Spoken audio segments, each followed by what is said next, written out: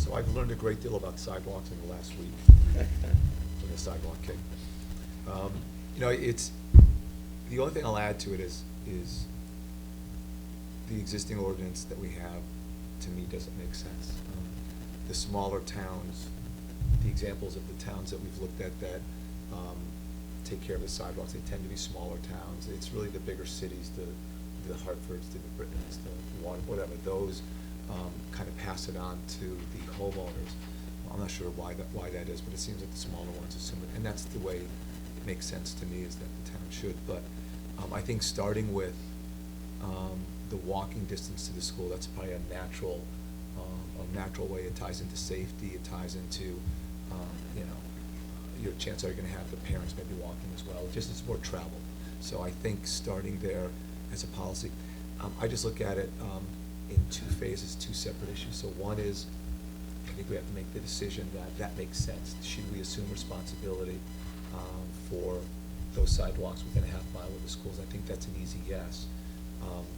I think the second one is, how do you fund taking care of those sidewalks? Because as Rick explained to me, you know, you can spend a ton of money ripping up and putting in, and there's ways to do it less expensively, and we could probably get creative and whatever. But I think agreeing that we should adopt that makes sense, and then finding the money through bonding or through the regular collection of taxes and whatever other money can be put in there, that's just as important as well. But I think we do have to start. And I think the one thing I got from Fred and all the sidewalk information is that we probably should start going forward with that as soon as possible. We talked about it for a long time.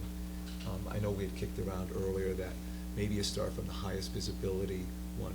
You start from Brownstone and the sidewalks that are most likely to be walked on the downtown area where businesses, et cetera, where people are likely to see. We've just had the road freshly paved.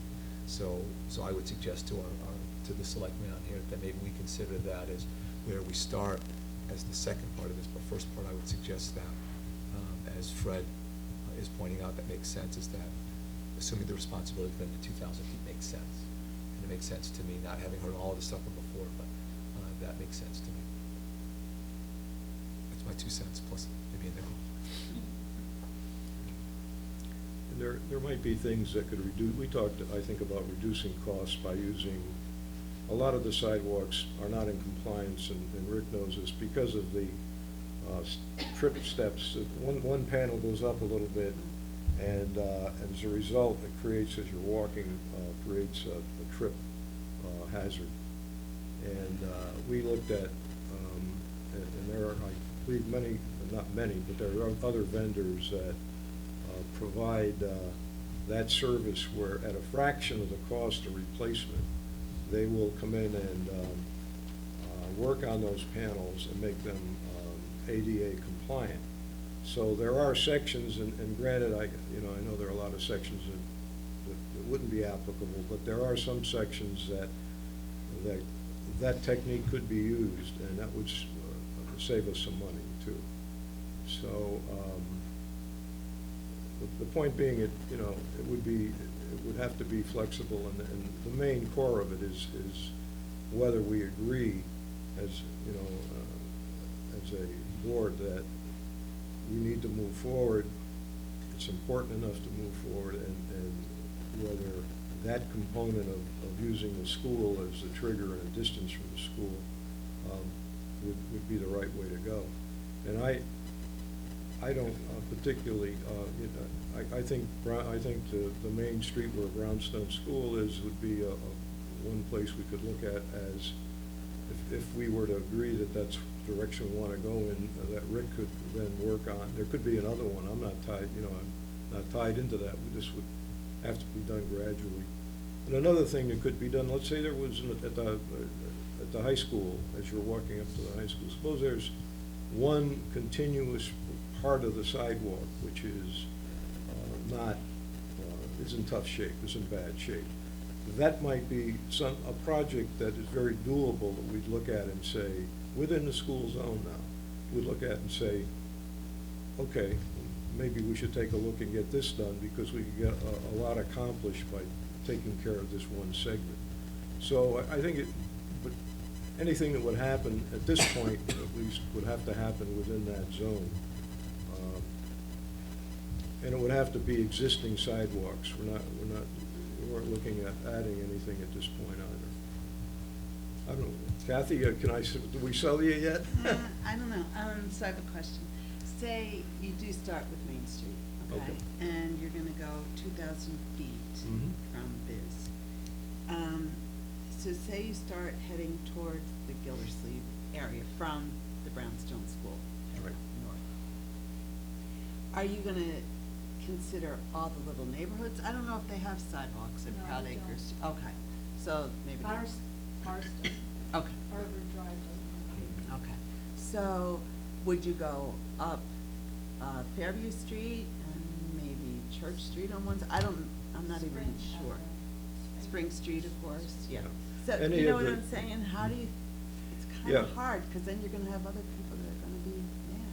You will Not get gonna some do people this. that will be angry, and there are some people who have been, God bless them, they've done what they should have and fixed their sidewalks, there's that group of Yeah, people. yeah. But the point is, that no matter what we do, unless we did everybody, we said, let's do it everything. We're gonna run into that problem, but there are some, if we can get the core, I think if we get the core program in place, then we can start looking at ways we can try to help the rest of the people. I think that, Michael, I think you mentioned that too, where we could look at ways that we could try to assist people, and they're different. There's no doubt, we talked about this forever, and when we did some on Main Street, maybe, I don't know, 10 years ago, I forget when it was, and then other people didn't get done in Main Street, and they were all upset over that, because we were redoing some parts of that, right?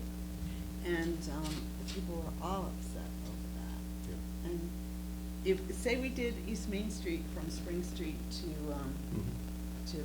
Fairview, Yeah. and then we didn't do Fairview to Waverly, then those people, it's just a lot to undertake, that's all I'm saying. I mean, it'd be great, especially for Main Street. I feel that it would be really good. And of course, it would be good for the kids walking to school.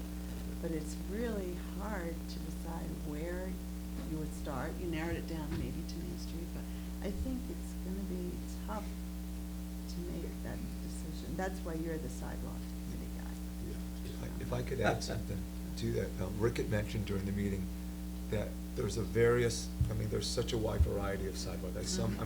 Most of the sidewalks are fine, right? But there are some areas where you've got trees growing and you've got things happening, and it's not the actual slab of concrete, it's what's underneath there that affects what happens and all that kind of stuff.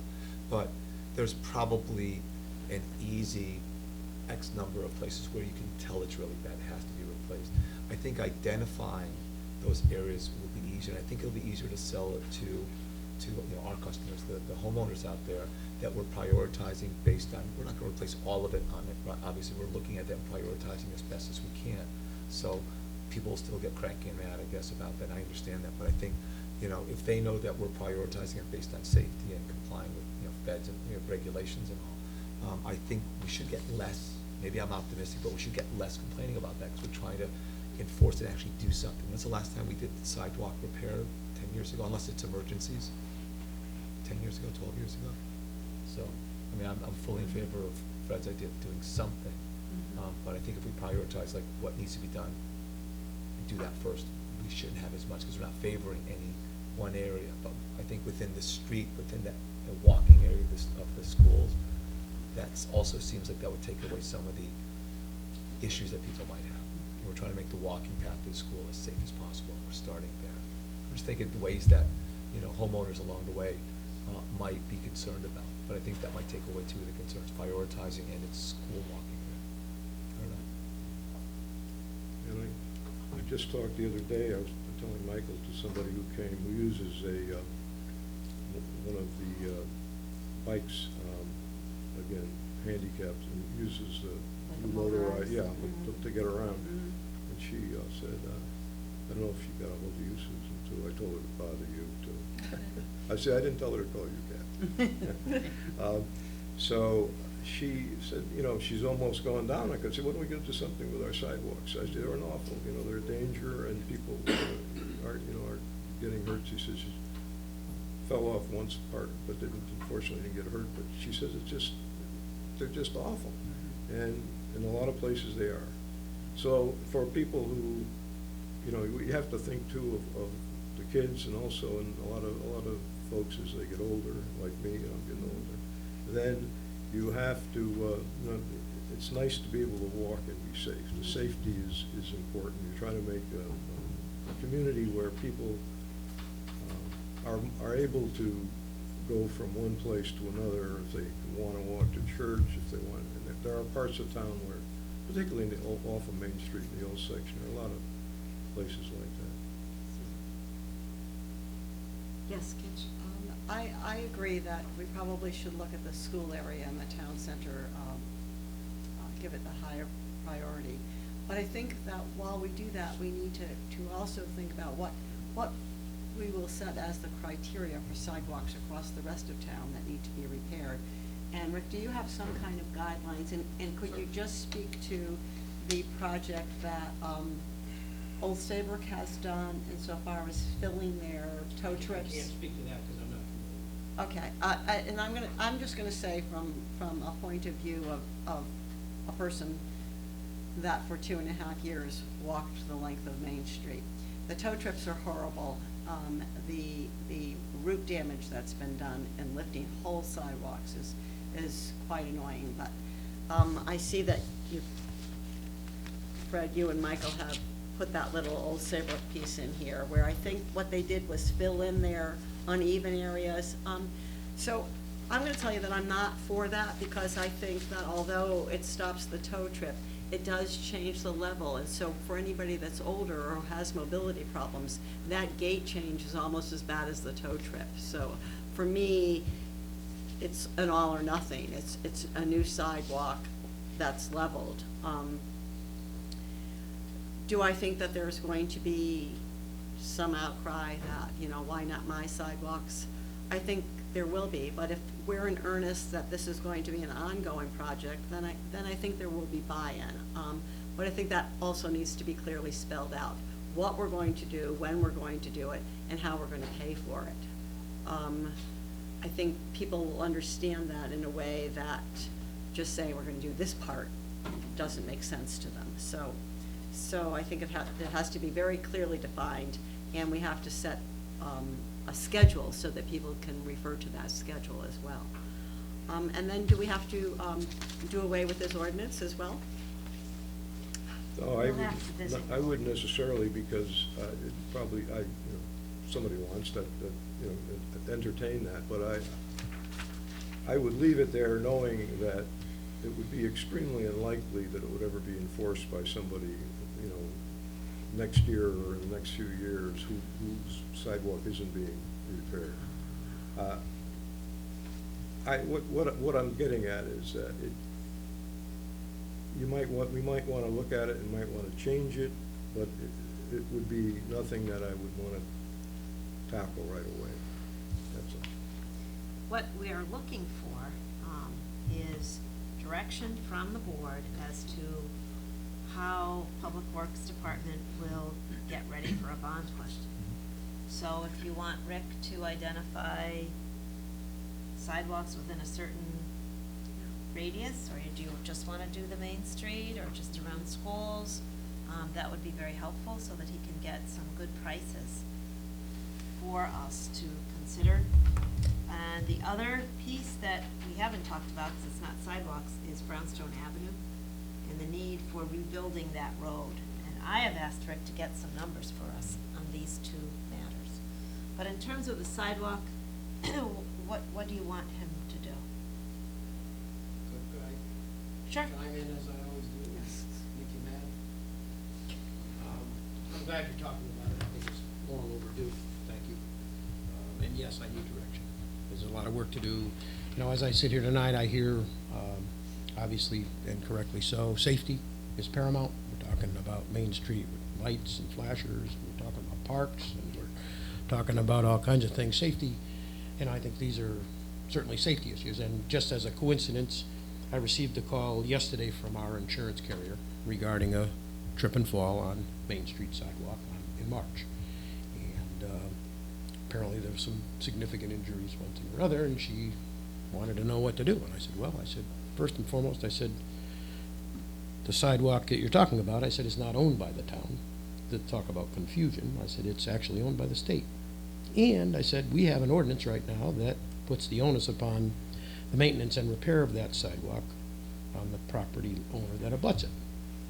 It took a while for her to digest that. I said, I'm gonna send you, I'm gonna confirm, I will send you a copy of our ordinance that specifically says that the property owner is liable for any damages, and I said, and I will also send you a boundary map of the state highway that shows that it's within their property. So I did that. I just got something back from her saying thank you very much, and I'll give you a call, because I'm still confused. So, you know, they happen every year. This is not an unusual thing, and up to now, specifically on the ones that are in Main Street, we have not had to be liable or pay for it. So, you know, I don't disagree with what you're saying, but just eyes wide open as we go forward.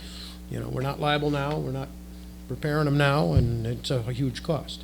That being said, and again, as we talk about huge cost, I mean, we just heard about a $5.5 million park that we need to do all in one fell swoop.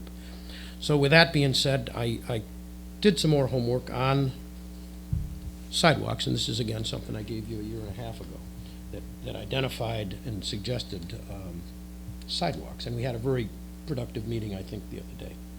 So, there are approximately 7 miles of town-owned sidewalks within the radius of the required children walking. And thank you, and that kind of goes to what Fred was saying. That did not include the state-owned sidewalks, because at the time we discussed this, there was some significant issues from the board about the state-owned sidewalks, and I think maybe there still is, I don't know. So, I kind of looked and I said, okay, so we got 7 miles of town-owned sidewalks within a half-mile radius of the schools or thereabout. And I've added another 2 miles, which I didn't have, for the Main Street sidewalk, you know, serving Brownstone and Gildersleeve, which is kind of a continuous sidewalk, in very bad shape, as Kitch pointed out, and I'm certainly familiar with it. So, and I've also done a little bit more homework on cost of, just some basic cost of replacing sidewalks in kind. So existing sidewalks, 4 foot wide, in kind. So I kind of did some math, and I said, okay, so we got a total of about 9 miles of sidewalks within the school radiuses, and it also including the state ones, which I hadn't before. And if I assume that 50% of those sidewalks, and I think that's a fair assumption, because I've looked at them. I mean, you've got Waverly, East Main, Main Street, Fairview, they're shot. You're gonna replace those for all intents and purposes in their entirety. And to go into what Kitch was saying before, I didn't understand what you were talking about with Old Saybrook. I agree. Leveling and grinding is a emergency stopgap measure. That is not how you would proceed with a sidewalk program. That's not the way to do it. Because the base under the sidewalk and the construction of the sidewalk is what makes it last and be durable. Grinding is a good idea in those areas, but it's not what you would do on a program. So, all those numbers being said, and then I've looked some more, so that would give you about 95,000 square feet of sidewalk if you made those assumptions and said 50% of it was ADA uncompliant. And if you're gonna take them over, and now you're liable, we're not yet, but if that's where you're going, then once you do that, you're liable. So that would translate to about $3 million worth of sidewalk work to do those sidewalks within a 2,000-foot radius of your schools, a half-mile radius, including town and state roads. So you're looking at, if you were really serious and going to do that, about $3 million, I'm guessing. And again, that's why I'm asking, because I'll come back to you if you give me direction with some much better numbers. I spoke with the town engineer today. I've indicated to him that if I get some direction, I said I want him to proceed with the cost portion of this. We'll get some good hard costs per unit prices, and it'll be for removal, it'll be for base, it'll be for construction of the sidewalk, restoration along the sidewalk, handicap ramps, of which we have very few. Driveways are a whole different specification when we cross a driveway, so there's a lot of quantifying to do and a lot of costing out to do. But in the end, I suspect I'm going to come to you and say, you're looking at $3 million. Now, as you've aptly said to me, is you're getting authorization. So if I come back to you and I say 3 million, you can do any number of things. You could say, we're not gonna do that. We only wanna spend $1.5 million, perfectly fine, and we're only gonna allocate that money over a period of, like you said, on a schedule. But I think at this point, if you're gonna proceed seriously with doing anything on sidewalks, to even make a dent, and go into what others have said here, you do one piece, you don't do another piece. I've had people say to me, what happens to me? I just did my sidewalk. So what about me? So I think a suggestion I would have is if you provide me with direction to look at, for example, those sidewalks, whether they be town or state, within a half-a-mile radius of the schools, which falls into the requirements that the schools have set forth, I'll come back to you, I'll do my homework, I'll do my due diligence, and I'll come back to you hopefully between now and August and say to you, this is what you'd have to spend to do it. At that point, you can decide what you're gonna do, whether you wanna get authorization for all and only allocate out a certain amount, or what you wanna do. But I mean, you're talking about a group of needs. You have the park needs, you have the elderly needs, you have the Joe Average Q needs who walk the sidewalks, you have a lot of different groups with a lot of different needs. And I think, in fairness to the majority of the townspeople, you need to look at overall needs, sidewalks certainly being one that has not been looked at. So I'd ask for direction on that. As far as roads go, coincidentally, in Brownstone Avenue, Friday night at 6:30, I get a call from the police, you got a huge sinkhole by the WPA wall. And we went down there and we had a hole, it's not unusual, we had a hole about that big, and when we opened it up, it went 4 feet down that way and 4 feet down that way. So as we begin to talk about safety, there's an area where you have children all summer, Sean will attest to that, hundreds, thousands of children, trucks, traffic, and these holes instantaneously appear. We have been, I can't tell you how lucky we have been that we have not had a motorcycle, a truck, something go into one of these holes and somebody really getting seriously hit. So there's another need, another safety need, as we talk, and rightfully so, we talk about safety. Brownstone Avenue is, again, another, I don't even know. I'm not even sure how I'm gonna tackle that one, but I can guarantee you, $3-4 million. And that's not a piecemeal deal, and that's really challenging because it's gonna have to get done outside of the prime construction season, because you can't do it in the summer because you have a very good tenant there, so there's some real challenges ahead. And we haven't begun, as this is all about on the item about infrastructure needs and bonding, as you heard the other night from your long-range capital chairman, we haven't even talked about buildings, equipment, or anything else, water, sewer. We did talk about those, and that we can't really talk about those, but we better talk about those because they're there. So as we move forward with infrastructure and bonding needs, let's go there eyes wide open. But for now, if you can give me some direction on sidewalks, I'll start. Do you have any comments for? Well, I go back to my original premise, which basically is the sidewalks are in terrible shape. If we do nothing, the sidewalks will continue to be in terrible shape. We will not actually be fulfilling our duties of providing a reasonable infrastructure and a safe infrastructure. So I think it's important. I hear what Rick's saying. I don't disagree with the fact there are a lot of competing needs, infrastructure needs. But I also think that we need to do something and start somewhere and get some direction for some piece of this so we can take at least a step, if not solving the whole problem. We wouldn't be able to solve the whole problem anyway. We wouldn't have enough money to do it in one fell swoop. But by doing nothing year after year after year, we're ignoring a problem that exists, and I don't think it's fair. I don't think it's fair to the public. I really don't. As I said, I don't think there's any support for enforcing the ordinance with people who, I'm sure there are some people who have worked on their sidewalks themselves who would say, yeah, you should enforce it. I can understand their feeling. But I think there are also a whole lot of folks out there that are saying, we gotta do something about the sidewalks. That's the other voice. And so I think it's up to us. Either we do something or continue to ignore it. So I guess, I guess, and as I said, I'm not wedded to what Kathy had brought up, or what streets and so forth. And if you want to try to scale it down a little bit, quite a bit, that's all right with me, but I think we have to do something.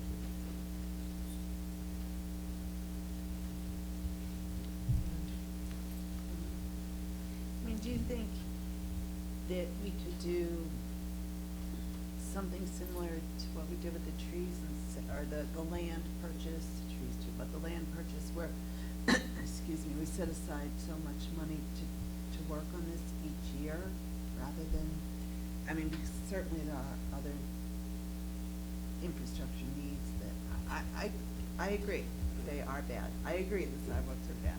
But, when you need roofs and you need, this road will just go one day on you. And that kind of stuff we need to take care of too. Oh, yeah, there are a lot of different things, but I still think that without some bonding to get this kicked, and I think setting aside money, if we could do that, I don't know, I also, we know what happens in their voices to take away some of the money that we are setting aside recently too. So, without some kind of a kickstart with some bonding, I think nothing will happen, I honestly don't see. Trying to set aside money afterwards. We need to give some direction, because if we don't. Yeah, we need Right. enough of a consensus here. Doesn't have enough time to get a number ready. If I could share this, Yeah. you're not committed to anything. No. If you say to me, Rick, I want you to look at those schools within 2,000 feet of the schools, irregardless of town or state ownership, existing sidewalks only in their present condition. Again, I come back to you, at least I can start, and I'm not gonna start unless I have something. If I start, then I can come back to you in August, and then you can say, we're not spending $2 million on that, or, Yeah. I mean, at least I got something. Well, I Okay. think that might be good. I'd like I think that makes sense. So let's make, At least can we make a have motion for something to that? go Sure. by. Okay, I'd like to make a motion that, are we ready for this? Yeah. I'd like to make a motion that we instruct Rick to examine the sidewalks within each of the schools in Portland within 2,000 feet for a review of needed repairs on existing sidewalks. Or replacement, and report back as soon as he can with the extensive staff he has. And then we will consider that at the next appropriate meeting. Do you want him to look at Brownstone Avenue too? Yeah, I mean, that's the Well, other yeah. harder one, Yeah. for us. I'm not the town engineer today, it's Brownstone, that's gonna take a considerable amount of time, so if you're not interested, tell me now, because I'm gonna spend a pile of time, and one engineer will make a pile of time, but I'll make it happen, but if you're interested seriously, the sidewalks I'll do, because I can do that. Don't tell me to do Brownstone Avenue, and then all of a sudden I come back and say it's $1 million, I'm not gonna do that, please. I mean, I'll do whatever you tell me to do, but, so are you serious? I think that's real important, though. If you're having those problems now, it's probably only gonna get worse No question. with I that think we area should- down there. I think we should know the financial impact of Brownstone Avenue. Okay, then he just added Brownstone Avenue to his motion. I just added Brownstone. Yeah, is there a At least I second? know- Is there a Second. second? Okay, any further discussion? No, I'll support that. I just think that when it comes back, if we're still basically facing the same issue, the policy issue of whether we would consider that 2,000-foot distance around a school or some other distance around a school. We still have not resolved, no matter whether it comes back and says, I could do it for $1 or $10 million. We still have to resolve that. That has a, because that's a policy philosophical thing. If we can't do that, then it's kind of moot. But I think you need to know how much money you're potentially talking about. And then you can decide financially how much you're going to allocate or consider allocating or ask people to spend. So, do you have enough direction? I think so. Okay. Thank you very much. All in favor? Aye. Aye. Any opposed, any abstentions? Motion carries. Susan, who seconded that motion? Kathy. Kathy. Okay, we have appointments to boards and commissions. Mike? We talked about. What, just a minute. On infrastructure and bonding? Yes, go ahead. I have other business I want to take care of. I know. So, I'll be I'm gonna, fast. I'll I'm be gonna cut fast. you. Cut you off. I just want to give a quick update. Sure. That's all it is. When Long Range Cap came here last Wednesday and talked about it, Mike Aguilar kept talking about a $1.8 million number for maintenance or projects or whatever. He kept throwing that around. I just want to clarify that that really comes off the fact in 2005, 2006 when we did our master plan, we talked about major renovations of Valley View, Gildersleeve, and Middlesex Avenue, Brownstone Play Area. So that's what he's been using. That went into the budget. It's been moved along since 2006. Every year when we redo the budget, we move it across. We never get funding for that. So in preparation of looking at anything, when we talked to Long Range Capital, they said that, you get this new park, what about maintenance on other fields? So basically what we did, our commission went through and we evaluated basically all of our properties where we think we need work done. And took that list, had estimates on a lot of items. Some of them are kind of rougher estimates. But went through it and prioritized it into 3 priorities. One being something that really should be done, which is things like irrigation on the fields where we don't have irrigation, because that really hampers our efforts to maintain those fields. And then there were some things that were safety issues that we also identified. That's first priority. Second priority was items that we really would like to have there. They make sense, and they might be things you would look at doing if you did a bigger project at that site. You should roll it in. And priority 3 was items that we consider kind of in the future. Some of them are quite large, talking about redoing lighting at some of these facilities, so quite large numbers. We've gone through this list, we prioritized, and we plan to meet with the Long Range Capital team to go over the list, make sure we're all on the same page with the list, talk about some of the things that have been on here forever. There are some discussions, like for instance about Valley View. We'll try to solidify our discussion about Valley View and come to a consensus.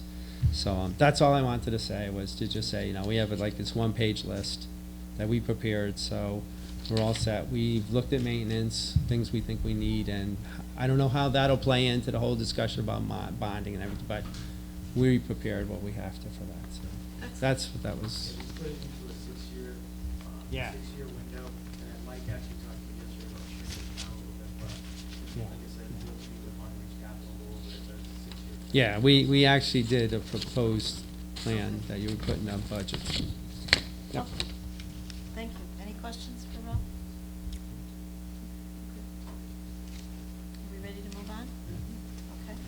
The next item is appointments to boards and commissions, and I think Mike has Yep. an appointment to Long Range Capital. I do. Long Range Capital, I'd like to choose Chris Donahue.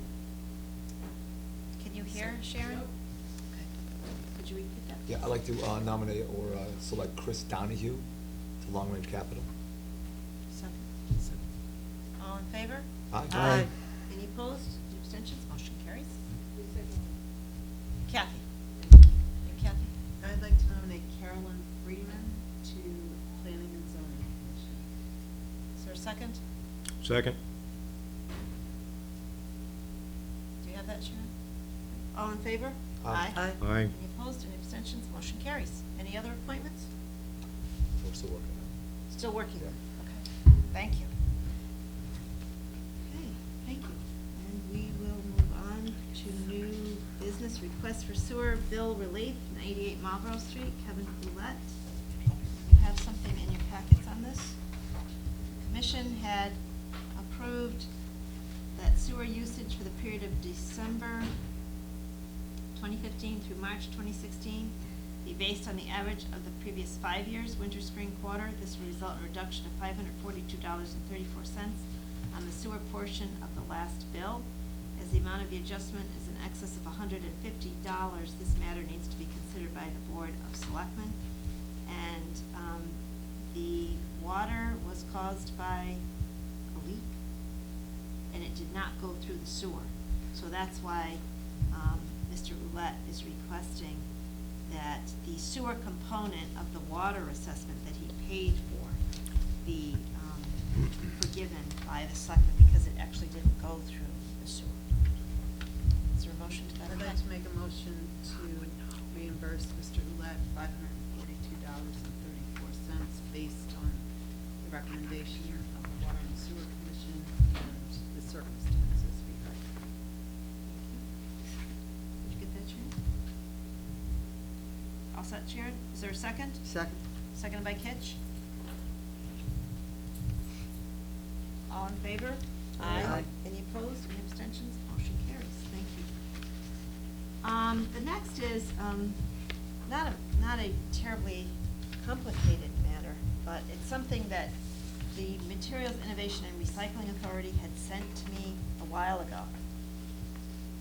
And what they're saying is if there is ever an interruption in the ability for us to bring our solid waste to their facility, they have an insurance that would help us out in terms of payment, but we have to authorize me to sign this agreement in order to be part of that sort of safety net. So I wanted to bring that to you before I signed it so that I would have your authorization. Is there a motion? So moved. Is there a second? Second? Fred? All in favor? Aye. Aye. Any opposed? Any abstentions? I'm gonna abstain. One abstention. Motion passes. Kitch? I abstain. Motion passes. Okay, the next item is we have no refund of excess payments. And do we have any refund, any status or committee reports? I think the sidewalk committee reported out already. Any informal discussion tonight? Just, Excuse me, you skipped public comment. I will go back to number 10, public comment.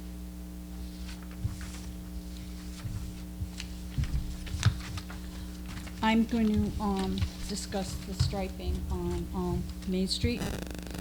But I'd like to go back in relation to the comment of making school zone on the streets, okay? Biz is on a corner, and I think that school zone should be on Middlesex Avenue also. And actually, Fire Chief Shea told me one evening that he believed that there actually should be a crosswalk from the school to the fields across Middlesex Avenue.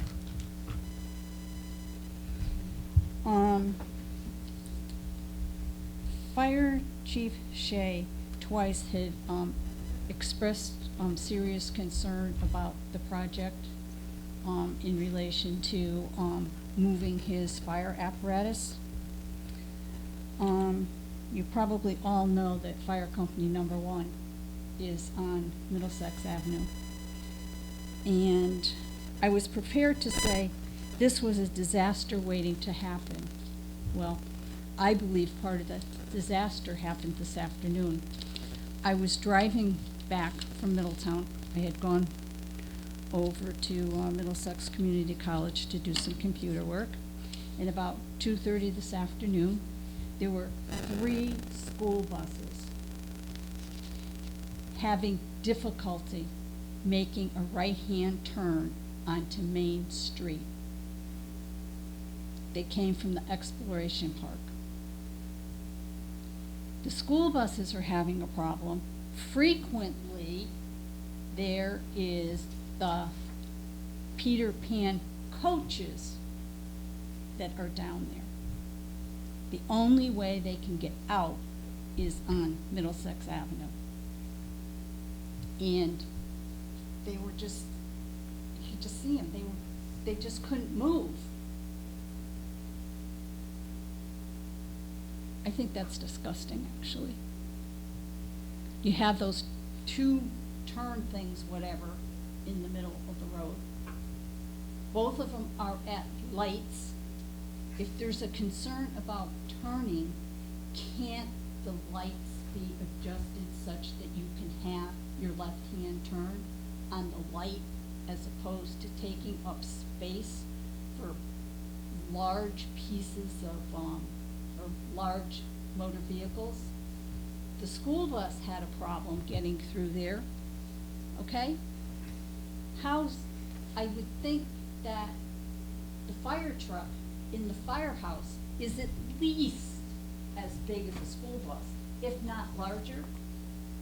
I mean, I think that was very poor.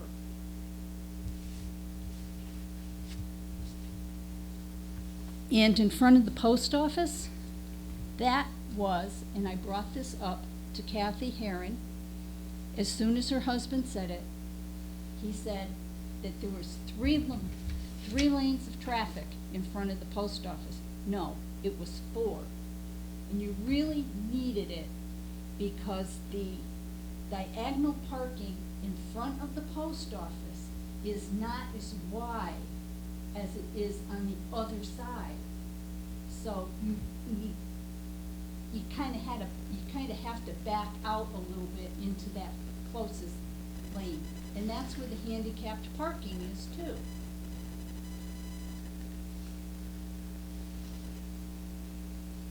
And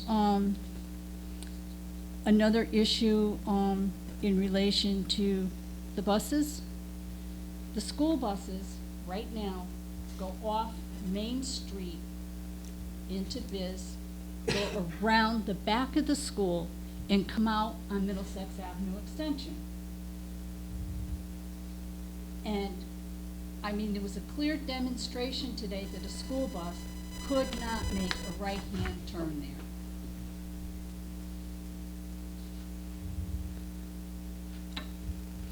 And in relation to this decreasing the speed limit, which needs to be done, but as a result of that, there's gonna be people that are gonna use, and I'll be one of them, Fred's philosophy of finding another way around it when the traffic is backed up.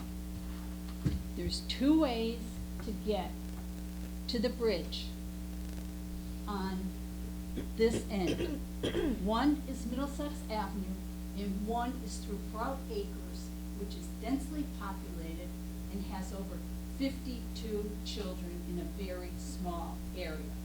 So I hope you're looking at no through traffic signs. The whole thing was not transparent. All of a sudden, this whole street thing appears at a selectmen's meeting one night. It was done in secrecy.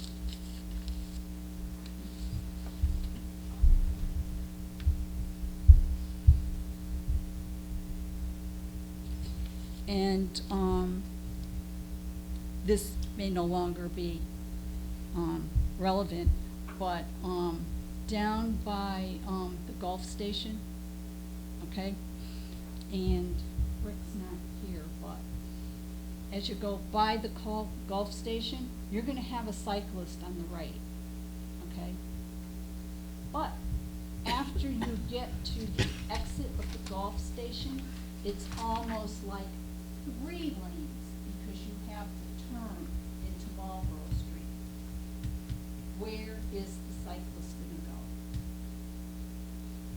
It's almost double wide there for the right-hand lane to go around that. I understand.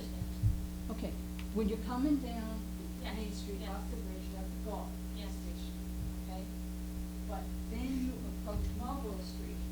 Right. It's wider there, it's almost equal to the other lane.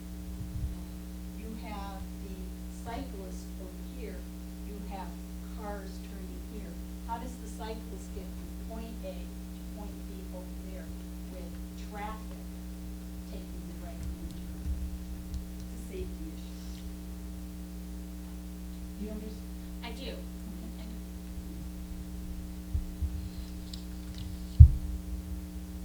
Last evening, when I was driving home from the meeting at the Middle School. Well, had an interesting experience. There was a biker with no helmet. It was dark when we left that meeting last night. No helmet, no lights, dark clothes, facing me on the wrong side of the road. And they're still flying through stop signs.